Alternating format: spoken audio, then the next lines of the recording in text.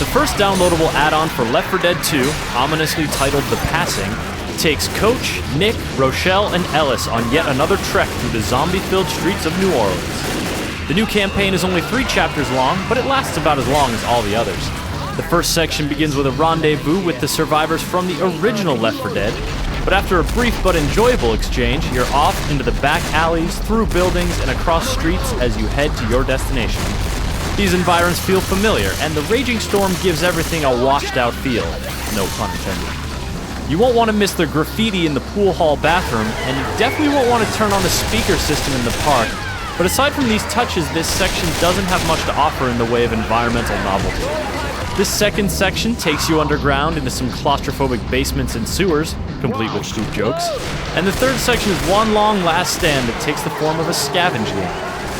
You'll have some welcome support from the original survivors as you scramble to grab gas cans and fill the generator, and the infected hordes ramp up the difficulty nicely here. Though it is reasonably long, the passing doesn't feel as unique or interesting as the campaigns that came in the box.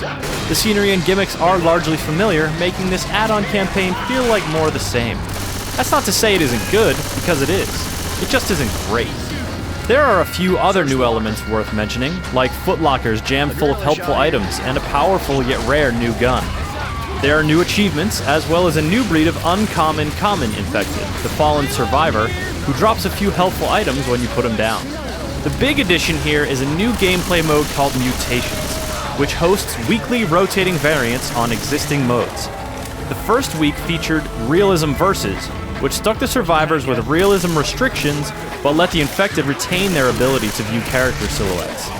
This week features Bleed Out, a campaign mode mutation in which your health is constantly draining. Mutations adds a great source of freshness and variety, essentially promising bite-sized DLC modes for the foreseeable future. Mutations may vary in quality from week to week, but those looking for new ways to revisit the zombie apocalypse will likely be pleased. The Passing isn't must-have DLC for anyone who ever enjoyed Left 4 Dead 2, but it is certainly enjoyable. There's some witty new banter between the survivors, and Mutations is a cool source of novelty that promises to add something fresh every week. If you're a PC player, congrats, The Passing is free.